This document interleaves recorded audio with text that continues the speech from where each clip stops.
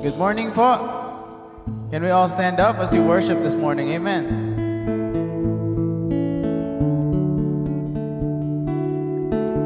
Before we start, let's all pray.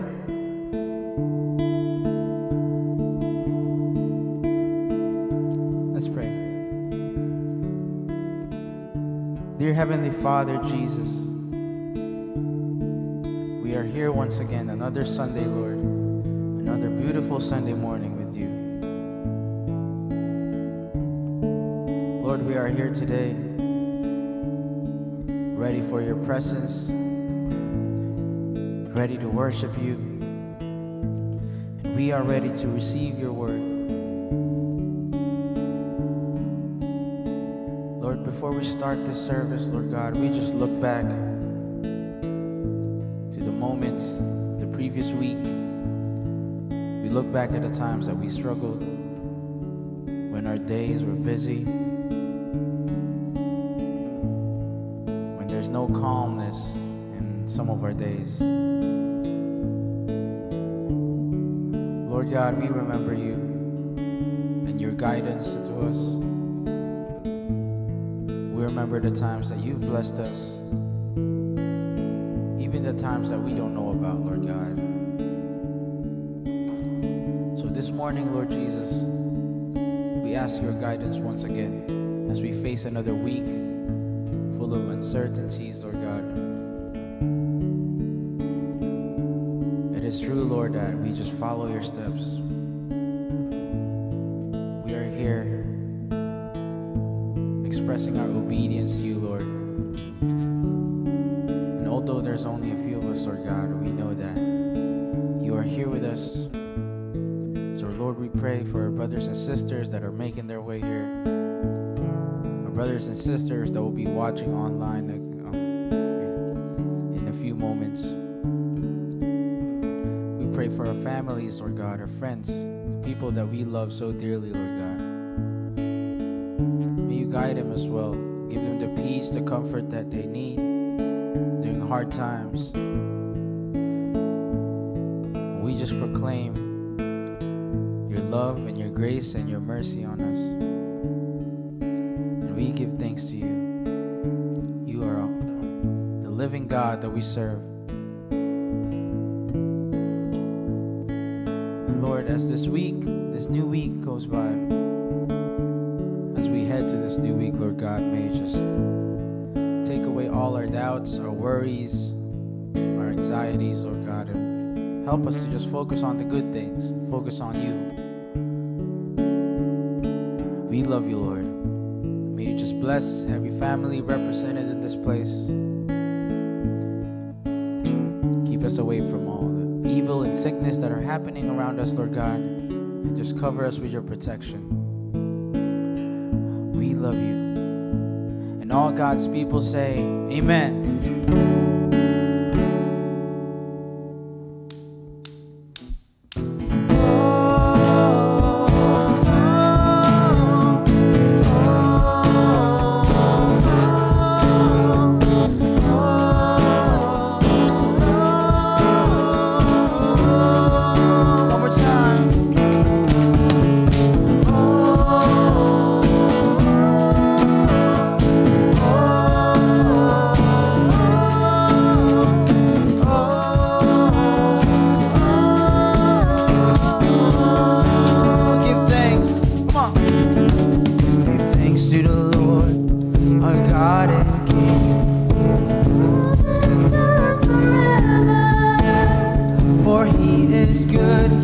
Above all things, His love endures forever. Sing praise, sing praise, sing praise. With a mighty hand and an outstretched arm, His love endures forever. Oh, for the life that's been reborn.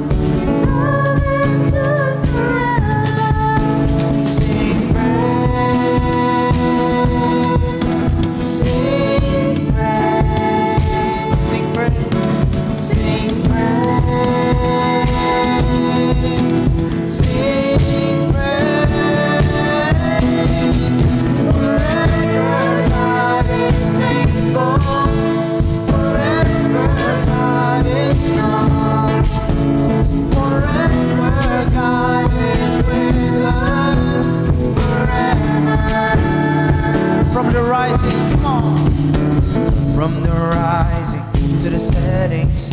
Yeah. His love endures forever.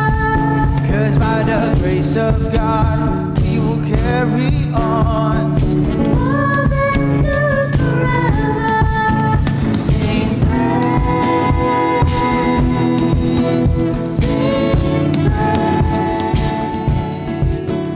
sing praise, sing praise. Forever God is faithful, forever God is strong.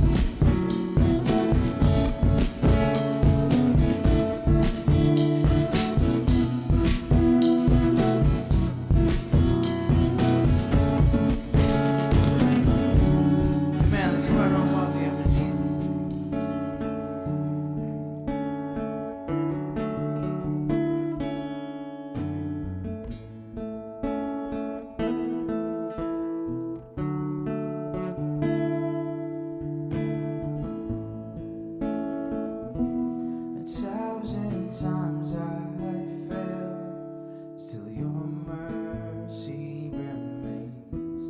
Should I stumble again, still I'm caught in your grace everlasting. Your light will shine when all else fades, never ending. Your glory goes beyond all fame.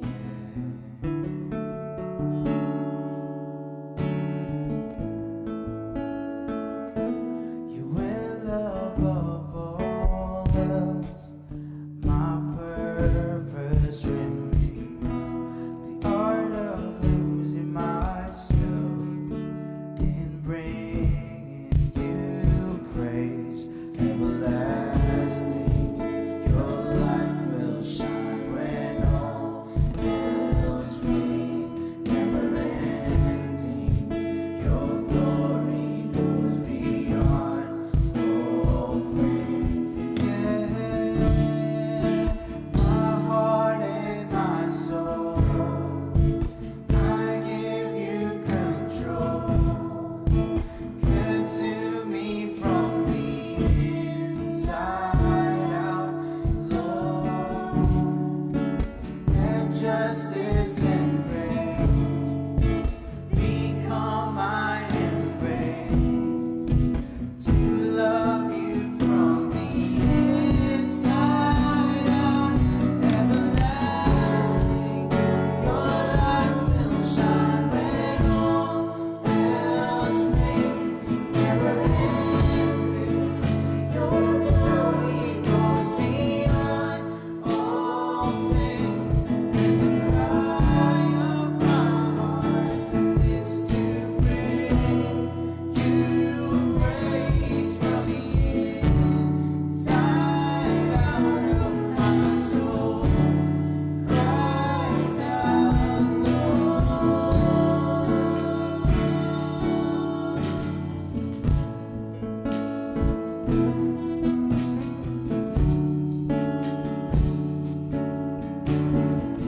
in my heart and my soul. My heart and my soul, I give you control. Consume me from the inside out, Lord. Let justice and praise become my embrace. To love you from the inside out, everlasting. Your light will shine when all else fades, never ending. Your glory goes beyond all fame, and the cry of my heart is to bring you praise from the inside out of my soul. Cries out, Lord.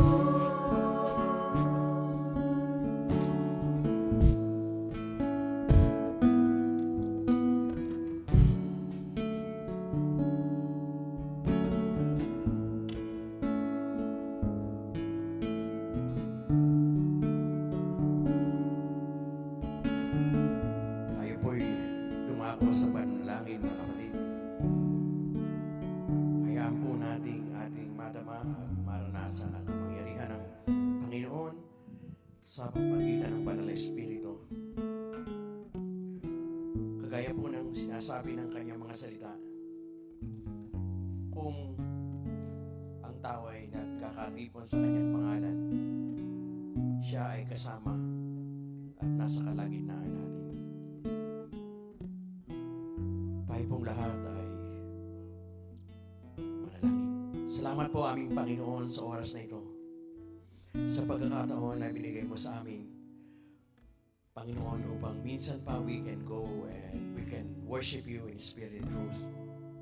Salamat po, Panginoon, sapagkat tunay nga na ngayong umagang ito, amin pong nadarama at kami po'y naniniwala na kasama ka namin.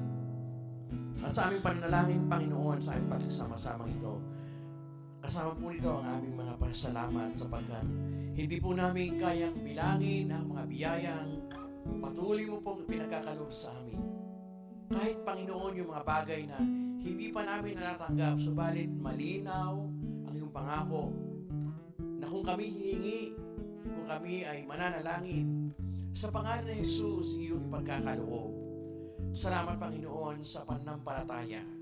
Salamat Panginoon sapagkat tunay nga na kahit ano po ang nangyayari sa aming paligid, ano po ang aming nararanasan, kahit po may mga pagsubok na dumarating, kung aming pong titingnan, Panginoon, ay higit pa sa anumang bagay ang iyong mga biyaya. Kaya salamat pa rin, Panginoon, sapagkat kailanman hindi ka po nagkukulang para sa amin.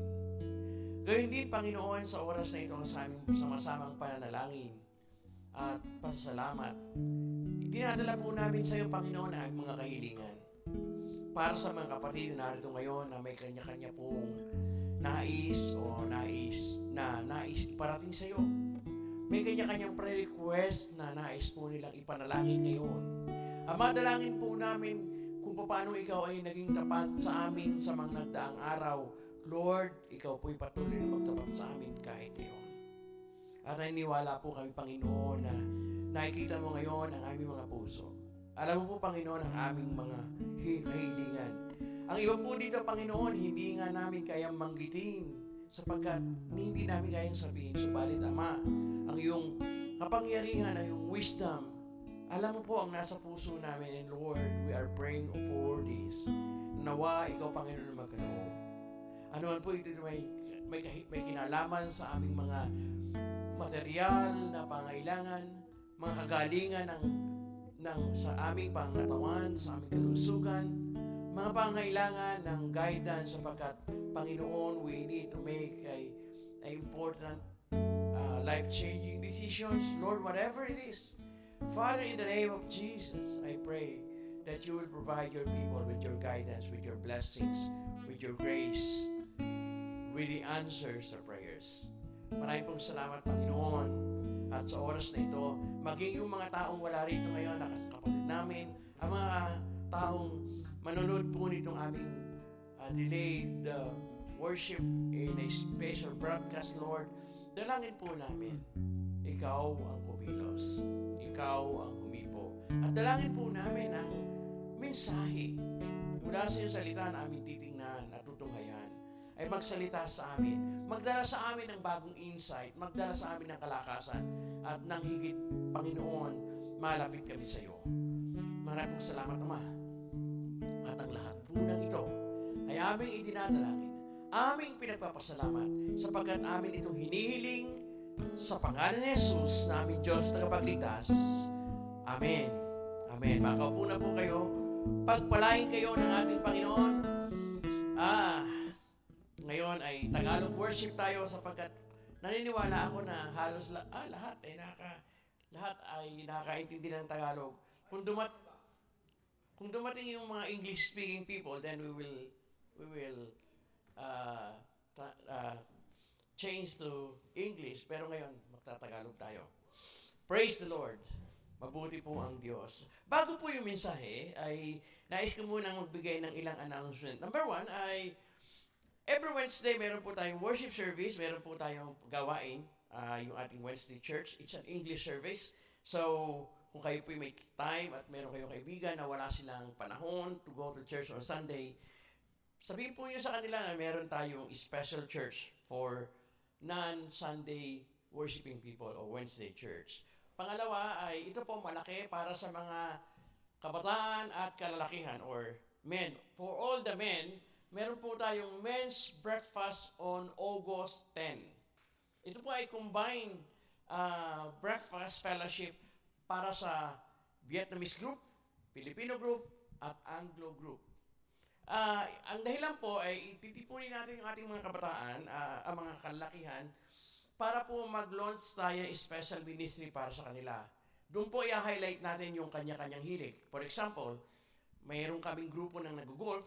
So, nandito po kami and we will offer golf ministry for those who are interested to play and learn golf. At meron po dito mga tayong retired military people na ang kanila pong hilig mamaril o shooting. Which, so, mag-over po tayo ng ganong training. Si Pastor Brad is willing to teach how to shoot in a good way, right? Doon naman sa mga hilig mag-motorsiklo or skateboard or anything that you know people will be interested, ito po yung combination of all, and then we'll see if we can create a special ministry. Kasi meron po may hilig sa biking. Ano man po yung gusto. Kasi napansin po natin na maraming mga kabataan para pang hindi na sila lalaking-lalaki kung kanilang kumilos. So, gusto po nating i-enhance yun. So, ang title po nito ay Man Up. It's a special breakfast fellowship. Magsisimula po ito ng 8:30, kakain tayo ng 9 o'clock, and then hanggang sa before lunch po yun. Meron tayong special speaker. Pero ang highlight po nito is so that the older generation of men will get connected with the younger ones so that they can create a special bond and ministry. Especially po yung mga kabataan na wala naman silang tatay, na wala silang parang father figure. We want to provide them with one. So let's see wala po tayong direct special plan or agenda. It's just we want to fellowship together. Again, ito po sa August 10. Sa inyo na nagpupunta sa restroom, makikita nyo doon yung poster. Then, take po ninyo ng picture, i-post ninyo sa inyong Instagram or sa inyong Facebook page para marami ang makaalam. So, that's on August 10. So, morning po yon. So, we hope that you all will be there. And sabihin po ninyo sa mga kabataan kalalakihan, sa mga middle-aged na kalalakihan, at sa mga senior na kalalakihan, it's a men's breakfast. Ang title po ay Man Up. Wala pong bayad. It's a free event. Just come. Alright? May free breakfast pa. So, pag nakakita kayo ng tao sa labas na hindi kakain ng breakfast, sabihin nyo, halika, kain tayo ng breakfast dito. So, para po sila yung makasali natin. So, yun po yung special event that will happen on the month of August. And also, we will schedule our baptism, which part of the sermon today. Kung inyo pong kayo ay sumusunod sa ating serye ng mensahe, alam po ninyo na ang series of message ngayon pong month of July is a question. Why do we do the things that we do? Right? Bakit natin ginagawa ang mga bagay na ginagawa natin? Kasi kung wala tayong wala tayong meaning o wala tayong dahilan, hindi ho natin ma-appreciate yung ating mga ginagawa. For example, noong pong nakaraang unang Sunday ay pinag-usapan natin yung communion. Community in union or communion. Yung the Lord's Supper.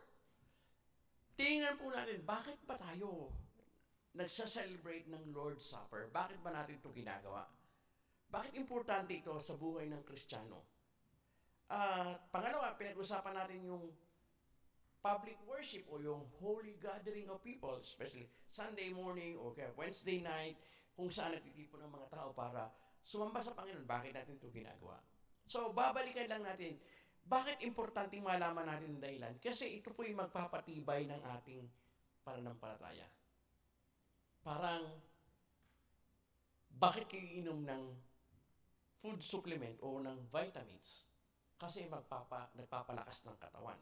Kasi nagpapalakas ng resistensya mula at nagpo-protect sa atin, nag-iingat sa atin para hindi tayo magkasakit. May dahilan ang mga bagay. So why do we do what we do? So let us review. Kasi last week, mayroon tayong guest speaker, hindi natin nawala tayo sa series, and that's part of the uniqueness of church. So ngayon, balik tayo sa series natin. Unahin natin yung communion. Review. Bakit ba tayo nagsa-celebrate ng communion? Sabi natin, we celebrate communion or the Lord's Supper as an obedience to the command of Christ. Tandaan po natin na mayroon lamang dalawang sacraments na iniwan ng Panginoon. The sacrament of the Lord's Supper and the sacrament of baptism. Importante ito sapagkat ito'y iniwan mismo ng Panginoon. Sinabi niya directly na, gawin niyo ito. Do this in remembrance of me. So, pag tayo po'y tumatanggap, nagsa-celebrate ng communion together, we are obeying the command of Christ. Pangalawa, sabi natin, we celebrate communion as a sign and a seal. Pag tumanggap tayo, nag-celebrate, atin pong sineselyohan o ating nilalagyan ng pananda yung ating identity sa ating Panginoon. Kumbaga, lahat tayo kakain, lahat tayo magsa-celebrate kasi tayo po'y iisa magkakasama. Sa pangatlo, ito po'y means of grace. Ano ba yung means of grace? It is an earthly, mga bagay na ating nahihipo, natitikman, nalalasahan, nakikita, at nararamdaman. At sa pamamagitan nitong mga earthly, mga bagay dito sa mundo, ay doon po dumadaloy ang grasya ng Panginoon. Paano yon? Kasi yung ordinaryong tinapay at yung ordinaryong alak or sometimes ginagamit natin ay grape juice, mga ordinaryong bagay yon. Wala yung kapangyarihan by itself. Kasi makakabili kayo nun sa 7-Eleven, makakabili kayo ng mga tinapay kahit saan. Pero pagka tayo nagtipon-tipon na at nagsama-sama in the name of Jesus Christ, at ating pananalangin, ipinagpasalamat, kagaya ng ginawa ng mga alagad ng Panginoon, kasama ng Panginoon, yung ordinaryong tinapay na ating nabibili, yung ordinaryong inumin na ating nabibili ay nagiging special dahil magkakasama tayo, nagsa-celebrate together, and it's becoming a means of grace because sama-sama nating pinaniniwalaan, nagsasama-sama yung ating pananalangin at yung ating pananampalataya. And God, the grace of God flows through that. Pangatlo, pang-apat, nagsa-celebrate tayo ng communion sapagkat tayo isang pamilya. Kumakain tayo sama-sama, isang pamilya. Panglima, nagsa-celebrate tayo ng communion dahil ito yung ating paraan ng pagpapasalamat in a physical manner. Eucharisticos means giving thanks. Kasi sabi ng Panginoon yan, pagkatapos niya magpasalamat, pinagpirapiraso ang mga ito at pinagkaalop sa kanila. A means of giving thanks. So yun yung dahilan. Kaya pagka tayo ay nag-celebrate ng communion, hindi na ito ginagawa dahil ginagaya lang natin yung ibang simbahan. Hindi. Deeper than that. Hindi natin ito ginagawa kasi ito ang tradisyon ng simbahan na ginagawa once a month. Hindi. Kung pwede nga gawin natin ito araw-araw. Kasi means of grace. Hindi natin ito ginagawa dahil, kasi ito yung nakagis na natin.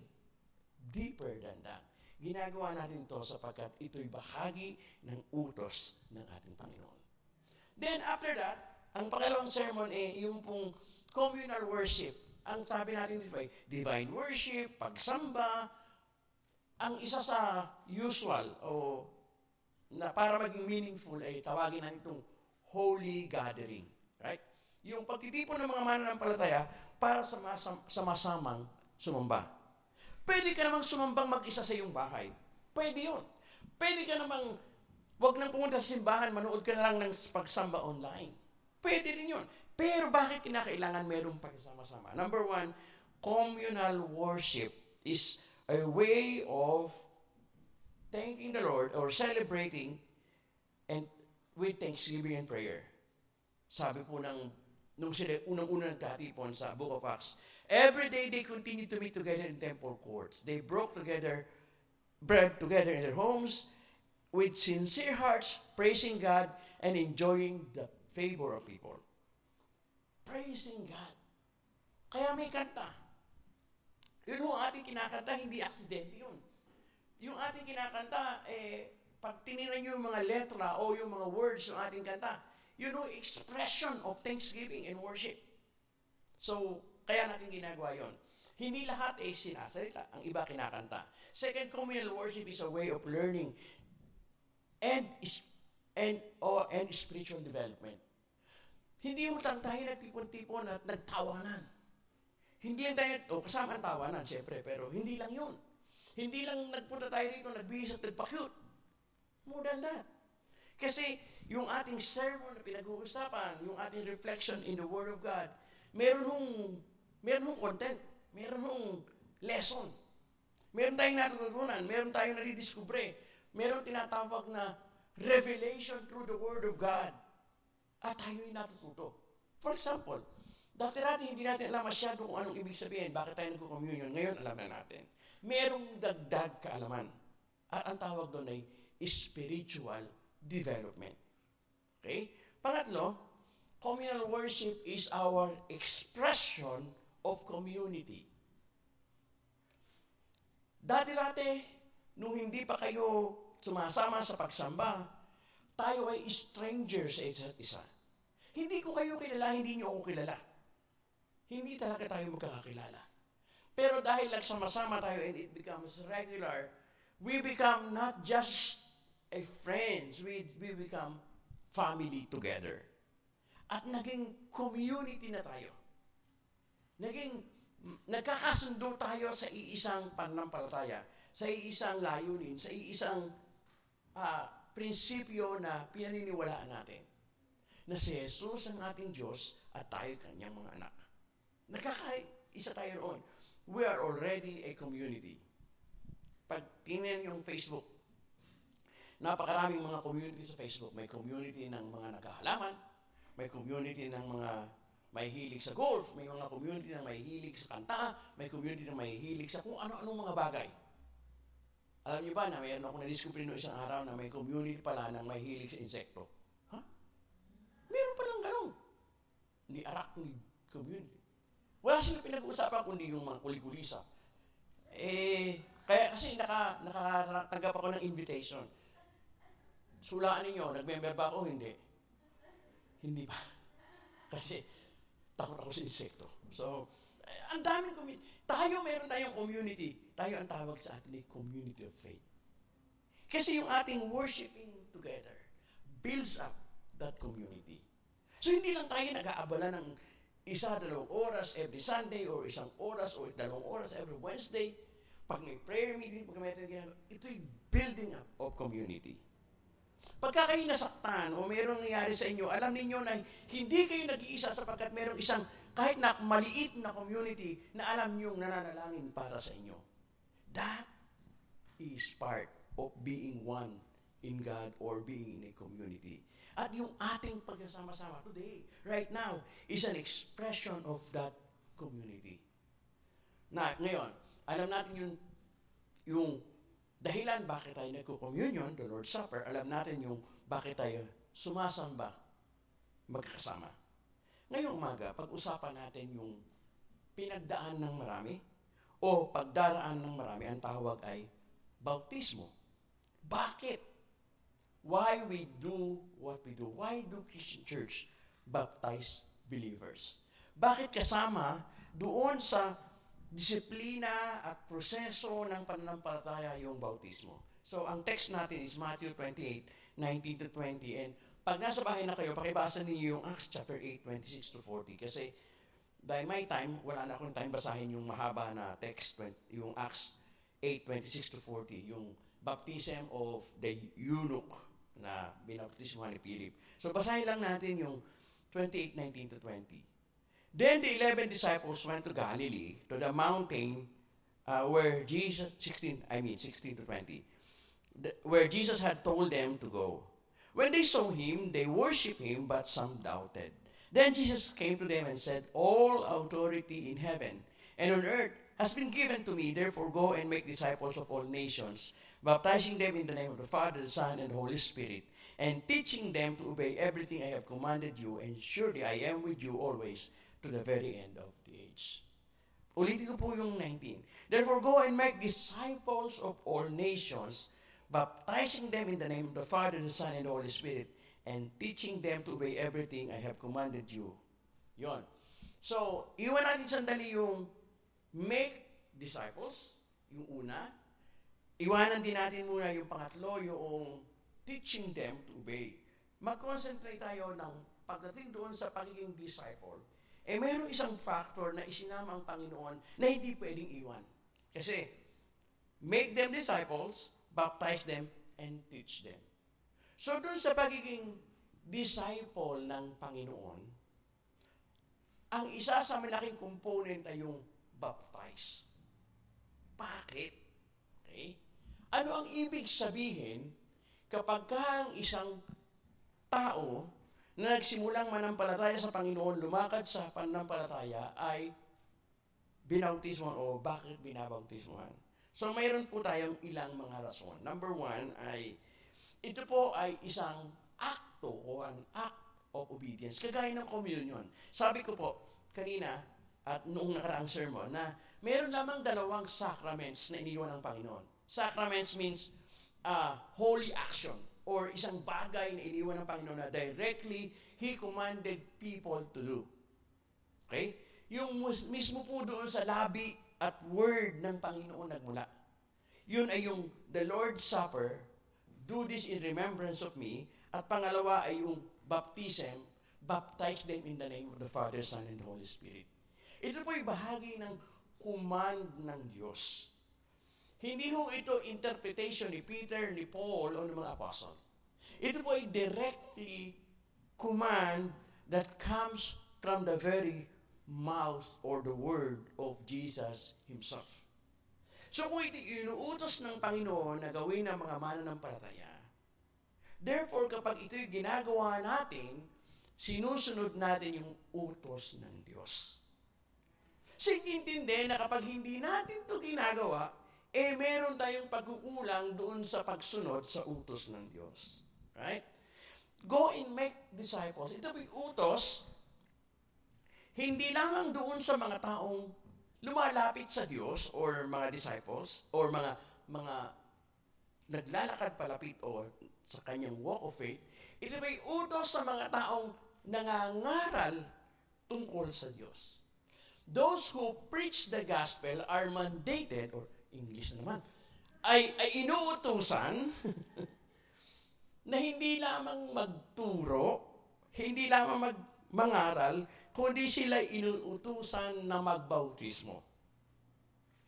Ang ibig sabihin, the moment na ang simbahan, sa pamamagitan ng kanyang mga alagad, preachers, teachers, ay magsimulang mangaral tungkol sa Ebanghelyo ng Diyos, kailangan kasama doon yung akto ng bautismo.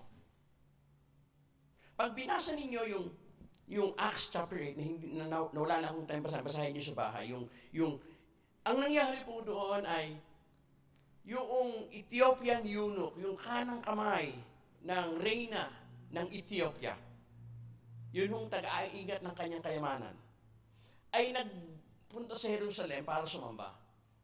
At habang siya po ay pauwi na, binabasa po niya yung writings ni Isaiah, yung Book of Isaiah. At hindi niya maintindihan, kaya ang Holy Spirit inutusan si Philip na tumakbo kasabay noong karwahe at inimbita siya at ipiniliwanag niya tungkol kay Jesus. At habang pinapaliwanag niya ito ay natutunan noong yung gospel pinapaliwanag, story of Jesus. At pagdating nung maintindihan niya, nakakita siya ng sapa. Sabi niya, teka, what prevents me? Ano ang makapipigil sa akin na ngayon ay hindi mabautismuhan? At pinatigil na yung kanyang karawahe, bumaba sila, binautismuhan siya ni Philip. Right there! Hindi naghintay ng araw, hindi naghintay ng oras, ng ilang araw, ng ilang panahon. Although ngayon, naghihintay tayo kasi gusto natin sabay-sabay, pero it's a requirement. Kapag lumipas ang panahon na hindi natin ito ginawa, may pagkukulang tayo bilang iglesia. Kasi ang baptism is an act of obedience. Kaya i-schedule natin ito at least once or twice a year so that people can be baptized. Kasi inutusan, go and preach the gospel and baptize them in the name of the Father, the Son, and the Holy Spirit. Alright? Pangalawa, yung baptism ay proseso, the process of entering into the covenant. Covenant, yung tipan ng Diyos. Pansinin nyo. Sa Old Testament, ang covenant ay sa pamamagitan ng lahi. Right? Tinawag ng Panginoon si Abraham. At lahat ng anak ni Abraham, Isaac, Jacob, ay naging Israel. At lahat ng lahi ng Israel ay kasama doon sa covenant kay Abraham. The Old Covenant. Tipan ng Diyos, kasunduan ng Diyos at saka ng tao sa pamamagitan ng lahi ni Abraham. So kapag ikaw ay Israelita, you are a Jew, meron kang Jewish blood, you are part of the Old Covenant. Yun po yung nangyari nung una. Pero nung dumating ang Panginoong Jesus, na iba. Ang covenant is no longer through the race o lahi. Ang covenant ay sa pamamagitan na ng pananampalataya. Kaya tayo, kahit hindi tayo Hudyo, we can enter into that covenant by faith in Jesus Christ. Kaya nga ang tawag sa atin ay New Covenant, New Testament. That's the reason why kahit hindi tayo pinanganak na Hudyo, tayo ay kasama sa pamilya ng Diyos. Dahil ang basihan na ngayon ng covenant is no longer by the race, but by faith in the blood of Jesus Christ. At pag ikaw ay binaptized in the name of the Father, the Son, and the Holy Spirit, that is your process and expression of being part of that new covenant. Because at that time of baptism, you are publicly proclaiming your faith in Jesus. Kaya pag ikaw binaptize, you are entering into what we call covenant, or you're becoming part of the family of God. That's the reason why you got baptized and you need to be baptized. And pangatlo, importante rin, baptism is a way, sinabi ko ngayon, of public proclamation of faith. Hindi ka lamang naging Kristiyano on a secret. You need to testify that Christian faith in a public manner. Yung bautismo ay iyong public testimony or public proclamation. Pampublikong pagpapakita na, hey, look at me. Right now, I am getting baptized and now I am a believer of Jesus Christ. Yun ang dahilan bakit ka nababaptize. Yun ang dahilan kung bakit dapat kang mapabaptize. Because at that time, you are obeying God, you are entering into the covenant, and you are proclaiming your faith publicly. Right? Ngayon, yun po yung dahilan. Ngayon, ano naman yung mga simbolo, bakit ginagawa natin para maintindihan? Kasi, ang tao po kasi, importante sa kanya na meron siyang symbols, merong images, para meron siyang imagination. Okay? Ano pong ibig sabihin ko? Nangangarap ka, meron kang isang bagay na gustong mangyari sa buhay mo, nakatutulong sa'yo to pursue your goal is to imagine what will happen. Ginagawa po natin yan. Bata pa, sinasabi natin sa mga bata, anong gusto mo paglaki? Sirena. Hindi. Anong gusto mo paglaki? Gusto ko maging bumbero. Gusto ko maging pulis. Gusto ko maging doktor. Isa, gusto ko maging konduktor. Kasi lagi nakasabit sa jeep. Kung ano nung mga, tinatanong yun ng mga teacher, kasi merong pangarap. At yung pangarap ng mga bata, ay nagiging kanyang dream, nagiging goal, nagiging pag-adult na, nagiging goal in life. Ngayon, kung walang imagination of something, kulang ho yung drive. So, importante yung symbolism so that it will enhance your imagination, so that you will pursue that imagination, English naman, para iyong pagsisikapan na maganap, mangyari yung imagination. So, importante yung symbol and signs. Yung baptism, alam natin yun, di ba? It's either ikaw ay inilulubog sa tubig, niahon, or ikaw ay winibisikan, ginagawa natin yon. Sa mga maliliit na bata sa sanggol sa ibang tradition ay binubuhusan ng tubig, symbol yon. Bakit may kailangan yon? Anong ibig sabihin? So may tatluhong dahilan bakit ginagawa ito. Number one, baptism is a sign and symbol of death and resurrection. Kasi po ang Panginoong Jesus, sabi niya, alam po natin yung entry of new life, di ba? Ang Panginoong Jesus ay ipinako sa krus, namatay, at on 3 days siya po ay nabuhay na muli. At sabi ni Pablo, people of God should participate. Ngayon, yung baptism is a sign and symbol. Ganito po yun. The moment that tayo po inilubog sa tubig, I baptize you in the name of the Father and of the Son and of the Holy Spirit. Amen. And then iniahon. Ipinakita po sa imahinasyon natin na at that moment, tayo po'y nahalibing namatay at nabuhay na muli sa Panginoon. Hindi po basta-basta na inilubog sa tubig. Ako po, nung ako'y nagbabaptize, pagka medyo pilyo yung kabataan, tinatagalan ko yung... Pero biro lang yan. Kasi pag si Shelly na binaptize, tatagalan ko yan. Tatagalan ko para medyo maramdaman ang gusto. Hindi, biro lang yan. So, symbol of death and then resurrection. Para makatulong sa atin na at that moment, I died myself and I live for God. Pangalawa, baptism is a sign and symbol of cleansing from sin. Kasi water is a cleansing agent. Alam na natin yun. Pagka ikaw ligo, naglinis, nagiging malinis ka. So para bang, pag inulog mo yung sarili mo, ikaw winisik ka ng tubig, it's a sign and symbol of cleansing from sin. You now can live in a new life of holiness. Mabuhay ka ng nasa ilalim ng kabanalan ng Panginoon. Kasi sa pamamagitan ng tubig, yun po yung simbolo na ikaw ay nilinis ng Diyos. Pangatlo, baptism is a sign and symbol of new life in God. Pag kinumbine po yung death and resurrection, at saka yung cleansing power ng water, pag kinumbine po yun, it will bring an imagination noong bagong buhay para sa Diyos. Kaya ang baptism po ay hindi ginagawa sa pamamagitan ng udyok lamang ng pastor.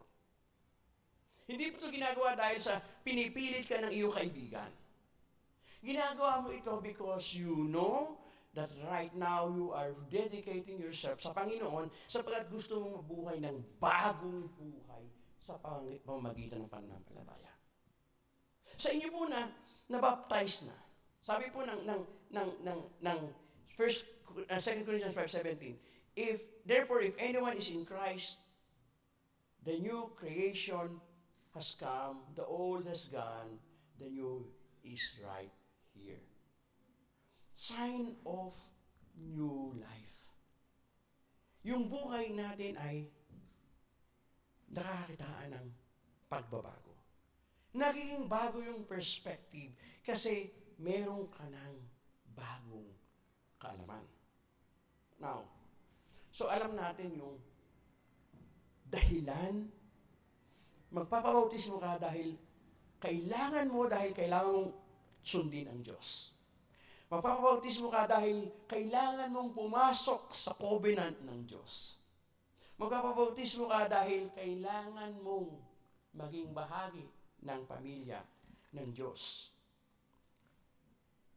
Ngayon, pag nagpapabautismo ka, yung act of baptism will symbolize your death and resurrection, will symbolize that God has cleansed you, and will symbolize that you now are starting a new life.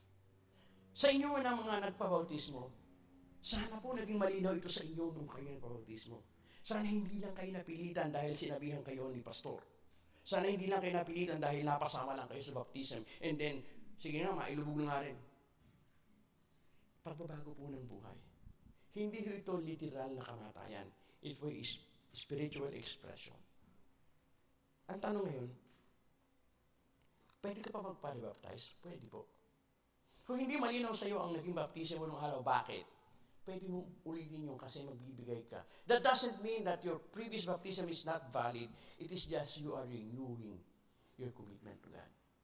At sa inyo na hindi pa nagpapabaptize, kagaya noong, basahin niyo uli yung Acts chapter 8. Yung kwento ni Philip, Acts chapter 8, 26 to 40, makikita po niyo doon. Right after na malinawan nung eunuch, yung kanyang pangailangan sa Panginoon at bautismo, right there in there sinabi niya, what will prevent me from being baptized? And Philip said, nothing. And then right at that moment, he was baptized. In the next several days, we will look at the calendar and we will have baptism dito sa church natin. And we will celebrate together. We will talk to you one by one and we'll pray with you and we will do it in the name of God and Jesus Christ. Again, why we do what we do? We do what we do. We do baptism because we want to obey the Lord. Amen? Sana po mga kapatid ay ma-appreciate ninyo ang kapangyarihan ng Diyos sa pamamagitan ng kaalaman na ipinagkakalob niya through His Word. At sana po, the Lord will move you to decide to be baptized in the name of the Father, the Son, and the Holy Spirit. Tayong lahat, tayo po magtatapos bago natin kunin ang ating offering. Wala po akong particular challenge sa inyo except that I will pray that God will move your heart. And you will talk to your relatives and friends and you will search in your heart that people needs to be baptized. Tayo po'y manalangin. Aming Ama at aming Panginoon, maraming salamat po for the lesson this morning. This is simple and yet this is so important. Sapagkat minsan, Panginoon, hindi po namin naiintindihan kung bakit namin ginagawa ang mga bagay. But at this moment, alam na po namin, Panginoon, meron kami rason bakit namin gagawin ang bagay na ito. Bakit kami nagko-communion, bakit kami sumasamba, bakit kami nagpapabautismo. Ito po'y dahilan, Panginoon, na nais po namin lumago sa pananampalataya, nais po namin lumapit sa iyo, at nais po namin mamuhay para sa iyo. Panginoon, salamat po ng marami sa pagkakataong ito sa aking mga kapatid na narito ngayon at ang mga kapatid namin na manunood ng aming pagsamba. Nawa, Panginoon, ikaw ay kumilos sa bawat isa at nawa, Panginoon, ang kapangyarihan mo'y madama. Ama, kung meron po kami mga mahal sa buhay na hindi pa po nakakilala sa iyo, hindi pa napabautismo, Panginoon, ikaw po ang kumilos na within the coming days, these people will decide to be baptized in the name of the Father, and the Son, and the Holy Spirit upang matupad po ang utos mo. Maraming pong salamat, Panginoon, at sa aming pong pagtatapos at pagbibigay ng aming tithes and offering, dalangin po namin, Panginoon, patuloy mo kaming pagpalain, patuloy po kaming gabayan, patuloy mo paluin ang aming mga tinatangkilik, patuloy pong ingatan at pagpalain ang aming mga pamilya, ang aming mga mahal sa buhay. Ama, maraming salamat po sa lahat. At muli, Panginoon, patuloy kang kumilos sa buhay ng bawat isa. Panginoon, salamat po sa oras na ito. At ngayon nga, nawa ang kapangyarihan ng Diyos,